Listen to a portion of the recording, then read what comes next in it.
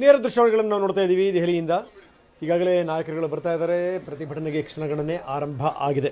11 ಗಂಟೆಯಿಂದ 1:30 ತನಕ, ಸೊ 2.5 ಗಂಟೆ ಮಾತ್ರ ಪರ್ಮಿಷನ್ ಸಿಕ್ಕಿರುವಂಥದ್ದು. ಈಗಾಗಲೇ ಸುದೀರ್ಘವಾಗಿ ಮಾತಾಡಿದ್ದಾರೆ.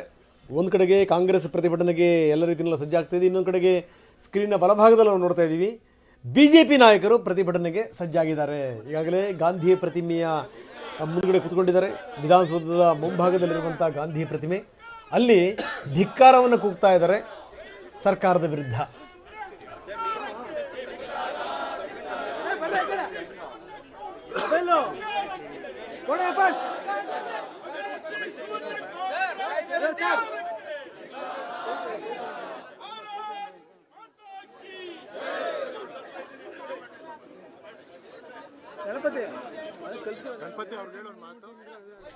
ಬಿಜೆಪಿ ಮತ್ತು JDS ನಾಯಕರು ಸೇರ್ಕೊಂಡೇ ಪ್ರತಿಭಟನೆ ಮಾಡ್ತಾ ಇದ್ದಾರೆ. ಬೆಂಗಳೂರಿನ ವಿಧಾನಸೌಧದ ಮುಂಭಾಗದ ದೃಶ್ಯಾವಳಿಗಳನ್ನು ನಾವು ತೋರಿಸ್ತಾ ಇದ್ದೀವಿ. ಇನ್ನು ಕಾಂಗ್ರೆಸ್ ಪ್ರತಿಭಟನೆ ಅದರ ನೇರ ದೃಶ್ಯಾವಳಿಗಳನ್ನು ನಾವು ನಿಮಗೆ ತೋರಿಸ್ತಾ ಇದ್ದೀವಿ. ನಾನ್ ಸ್ಟಾಪ್ ವಿವರಗಳನ್ನು ಟಿವಿನಲ್ಲಿ ನಿಮಗೆ ಕೊಡ್ತಾ ಇದೆ. ಯಾಕಂದರೆ ಇಲ್ಲಿಂದ ಬೆಳಗ್ಗಿನಿಂದ ಆರಂಭ ಆಗಿರುವಂಥ ಪ್ರಿಪರೇಷನ್ಸ್ಗಳಿಂದ ಹಿಡಿದು ಈಗ ಆರಂಭವಾಗುವಂಥ ಪ್ರತಿಭಟನೆ, ಜೊತೆಗೆ 1:30 ತನಕ ಸಾಗುವಂಥ ಸುದೀರ್ಘವಾದಂಥ ಪ್ರತಿಭಟನೆ, ಆ ಪ್ರತಿಭಟನೆಯ ಎಲ್ಲ ವಿವರಗಳನ್ನು, ಇಂಚಿಂಚು ಮಾಹಿತಿಯನ್ನು ನಿಮಗೆ ನಾವು ನಿಮ್ಮ ಎದುರುಗಡೆ ಇಡ್ತಾ ಇದ್ದೀವಿ. ಬಹುಶಃ ಒಂದು ಸರ್ಕಾರ, ಒಂದು ರಾಜ್ಯ ಸರ್ಕಾರ ಈ ರೀತಿ ಕೇಂದ್ರದ ವಿರುದ್ಧ ತೊಡೆತಟ್ಟಿರುವಂಥ ಉದಾಹರಣೆ ಇಲ್ಲ.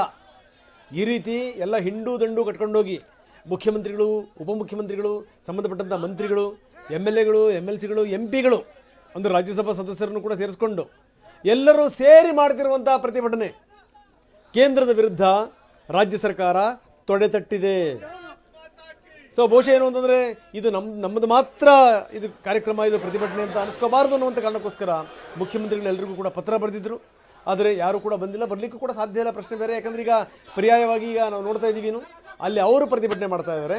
ಇನ್ನು ಬೆಂಗಳೂರಿನಲ್ಲಿ BJP ನಾಯಕರು ಪ್ರತಿಭಟನೆ ಮಾಡ್ತಾ ಇದ್ದಾರೆ. ಇದಕ್ಕೆ ಸಂಬಂಧಪಟ್ಟಂಗೆ ಸಿದ್ದರಾಮಯ್ಯನವ್ರನ್ನು ಕೂಡ ಕೇಳಿದ್ರು ಪತ್ರಕರ್ತರು, ಈಗ ನೋಡಿ BJP ನಾಯಕರು ಬೆಂಗಳೂರಿನಲ್ಲಿ ಪ್ರತಿಭಟನೆ ಮಾಡ್ತಾ ಇದ್ದಾರೆ ಅಂತ. ಅವ್ರು ಹೇಳಿದ್ರು, ಇಲ್ಲ ನನಗೆ ಹಂಗೆ ಅನಿಸಲ್ಲ, ಬಹುಶಃ ಏನಂದರೆ ಈ ವಿಚಾರಕ್ಕೆ ಸಂಬಂಧಪಟ್ಟಂಗೆ ಅವರು ಪ್ರತಿಭಟನೆ ಮಾಡ್ತಾ ಇದ್ದಾರೆ ಅಂತ ನನಗಂತೂ ಅನಿಸಲ್ಲ ಅನ್ನುವಂಥ ಮಾತನ್ನು ಹೇಳಿದರು. ಜೊತೆಗೆ ಸಿದ್ದರಾಮಯ್ಯನವರು ಸುದೀರ್ಘವಾಗಿ ಮಾತಾಡ್ತಾ ಎಲ್ಲ ವಿವರಗಳನ್ನು ಕೊಟ್ಟರು. ಎಷ್ಟರ ಮಟ್ಟಿಗೆ ನಮಗೆ ಅನ್ಯಾಯ ಆಗಿದೆ, ನಾವು ₹100 ತೆರಿಗೆ ವಸೂಲಿ ಮಾಡಿ ಕೊಟ್ಟರೆ ನಮಗೆ ಬರುವಂಥದ್ದು 12ರಿಂದ 13 ರೂಪಾಯಿ ಒಂದು ವರ್ಷಕ್ಕೆ. ಹೆಂಗಿದೆ ಕತೆ? ಈ ಗ್ರಾಂಟ್ಗಳಾಗಿರ್ಬೋದು, ಜೊತೆಗೇನು ಅಂದರೆ ಈ ಸೆಂಟ್ರಲ್ ಸ್ಪಾನ್ಸರ್ಡ್ ಪ್ರೋಗ್ರಾಮ್ ಆಗಿರ್ಬೋದು. ಸೊ ಇದಕ್ಕೆ ಸಂಬಂಧಪಟ್ಟಂಗೆ ಏನೇನು ನಮಗೆ ಅನ್ಯಾಯ ಆಗಿದೆ, ನಮಗೆ 50,257 ಕೋಟಿ ರೂಪಾಯಿ ಬರಬೇಕು, ಬಂದಿಲ್ಲ. ನಮ್ಗೆ ಅನ್ಯಾಯ ಮಾಡ್ತಾ ಇದೆ. ನಮಗೆ ಇವ್ರನ್ನ ಕೇಳಿದ್ರೆ ಅವ್ರನ್ನ ಕೇಳಿ ಅಂತಾರೆ, ಅವ್ರನ್ನ ಕೇಳಿದ್ರೆ ಇವ್ರನ್ನ ಕೇಳಿ ಅಂತಾರೆ.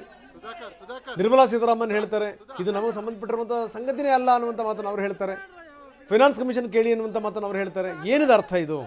ಯಾವ ಕಾರಣದಿಂದ? ಹಿಂದಿನ ಬಜೆಟ್ ಗಾತ್ರ ಎಷ್ಟಿತ್ತು, ನಮಗೆ ಬರ್ತಿದ್ದಂಥ ಅನುದಾನ ಎಷ್ಟಿತ್ತು, ಈಗಿನ ಬಜೆಟ್ ಗಾತ್ರ ಎಷ್ಟು, ಈಗ ನಮಗೆ ಬರ್ತಿರುವಂಥದ್ದೇನು? ಆವಾಗ ಬರ್ತಿದ್ದಿದ್ದು ಅಷ್ಟೇನೆ, ಈಗ ಬರ್ತಿರುವಂಥದ್ದು ಕೂಡ ಅಷ್ಟೇನೆ. 50,257 ಕೋಟಿ ರೂಪಾಯಿ. ನಮಗೆ ಈ ಲೆಕ್ಕದ ಪ್ರಕಾರ 1,00,000 ಕೋಟಿ ಬರಬೇಕು. ಬರ್ತಾ ಇದೆಯಾ? ಬರ್ತಿಲ್ಲ. ಈಗಲೂ ಕೂಡ ನಾವು ತೆಗೆದುಕೊಳ್ತಿರುವಂಥದ್ದು 50,257 ಕೋಟಿ ರೂಪಾಯಿ ಮಾತ್ರ. ಇದು ಅನ್ಯಾಯ ಅಲ್ಲದೇ ಮತ್ತಿನ್ನೇನು? ಈ ಸೆಸ್ ಆ್ಯಂಡ್ ಅದರ್ ಇದು ಅಂದರೆ ಸರ್ಚಾರ್ಜ್ಗಳು, ಅದಕ್ಕೆ ವಿಚಾರಕ್ಕೆ ಸಂಬಂಧಪಟ್ಟಂಗೆ 1,42,000 ಕೋಟಿ ನಾವು ಕೊಡ್ತೀವಿ. ಆದರೆ ಇನ್ನೂ ಈ ಡಿವಿಷನಲ್ ಪೂಲ್ನಲ್ಲಿಲ್ಲ, ಹೀಗಾಗಿ ಅದು ನಮಗೆ ಬರಲ್ಲ ಅಂತ. ಅದರಲ್ಲೂ ಕೂಡ ನಮಗೆ ದುಡ್ಡು ಬರಬೇಕು, ಅದರಲ್ಲೂ ಕೂಡ ಶೇರ್ ಕೊಡಿ ಅನ್ನುವಂಥ ಮನವಿಯನ್ನು ಮಾಡ್ತಾ ಇದ್ದಾರೆ. ಸರ್, ಈ ಬಗ್ಗೆ ಸಂಸದ DK ಸುರೇಶ್ ಮಾತನಾಡಿದ್ದಾರೆ ದೆಹಲಿಯಲ್ಲಿ. ಬನ್ನಿ ನೋಡೋಣ. ಇವತ್ತು 10:30ಕ್ಕೆ ರಾಜ್ಯದ ತೆರಿಗೆ ನನ್ನ ಹಕ್ಕು ಈ ಒಂದು ವಿಚಾರದಲ್ಲಿ ಕರ್ನಾಟಕದ ಮಾನ್ಯ ಮುಖ್ಯಮಂತ್ರಿಗಳ ನೇತೃತ್ವದಲ್ಲಿ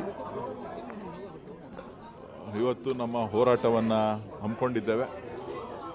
ರಾಜ್ಯದ ಎಲ್ಲ ಜನಪ್ರತಿನಿಧಿಗಳಿಗೆ, ಶಾಸಕರು ಮತ್ತು ಸಂಸತ್ ಸದಸ್ಯರು ಕೂಡ ಭಾಗವಹಿಸಲಿಕ್ಕೆ ಕರೆಯನ್ನು ಕೊಟ್ಟಿದ್ದಾರೆ. ಸೊ ಇವತ್ತು ನಾವು ಏನು ತೆರಿಗೆಯನ್ನು ಪಾವತಿಸ್ತಾ ಇದ್ದೀವಿ, ಆ ಹಕ್ಕನ್ನು ಪಡೆಯುವಂಥದ್ದು ನಮ್ಮ ಕರ್ತವ್ಯ. ನಮ್ಮ ರಾಜ್ಯದ ಅಭಿವೃದ್ಧಿಗೆ, ನಮ್ಮ ಜನರ ಒಳಿತಿಗಾಗಿ,